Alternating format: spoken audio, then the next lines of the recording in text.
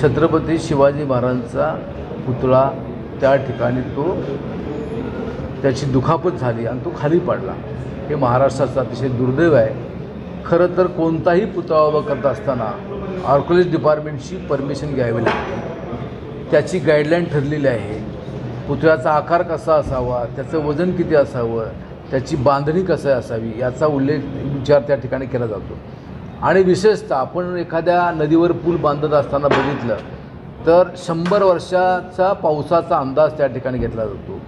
तसंच विंडची पॉवर म्हणजे वाऱ्याचा वेग किती आहे हे सुद्धा त्या ठिकाणी पाहिलं जातं आणि नौदलाचं तर तेच काम त्या ठिकाणी आहे। आणि दुर्दैवानं अशा परिस्थितीत हा पुतळा पडल्यानंतर आज सत्तारूढ पक्ष त्याचं त्या ठिकाणी समर्थन करत आहेत किंवा त्याचा निषेध करायला गेलेल्या लोकांना सुद्धा अडवणुकीचं काम ते त्या ठिकाणी करत आहेत। ही महाराष्ट्र देशाची दुर्दैवी घटना सध्या या राज्यामध्ये सुरू आहे।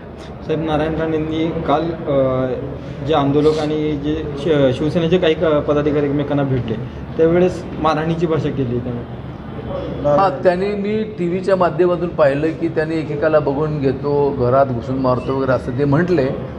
परंतु दुर्दैव महाराष्ट्राचं की महाराष्ट्राचे गृहमंत्री मोदी म्हणले की त्यांची ती भाषा आहे ती दम देत नाहीत असं म्हणले। पण सगळ्या महाराष्ट्रानं त्यांचे वाक्य पाहिलेले आहेत। नेमकी आता एक विरोधी पक्ष म्हणून तुमची काय मागणी आहे किंवा काय म्हणणं आहे याच्यावर? नाही, आमचं म्हणणं असं आहे की छत्रपती शिवाजी महाराजांचा आदर्श घेऊन या राज्याची वाटचाल चालू असताना छत्रपती शिवाजी महाराजांचा पुतळा काही गडबडीमध्ये उभा केला आणि तो त्या ठिकाणी पडला।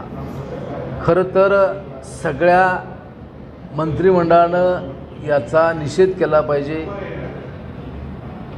पण तसंही त्या ठिकाणी घडत नाही। एक मंत्री महोदय असं म्हणले की वाईट घडल्यातून चांगलं घडतं, हे तर अतिशय दुर्दैवानं ते कणकवलीचे त्या ठिकाणी आहेत। तर या मंडळींचं फक्त शिवाजी महाराजांचा उपयोग हा राजकारणासाठी करायचा, लोकांच्या भावना भडकवण्यासाठी करायचा, त्या माध्यमातून मतदान घ्यायचं, परंतु शिवाजी महाराजांचा विचार पुढे न्यायची भूमिका नाही।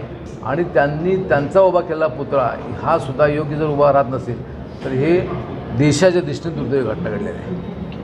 थँक्यू।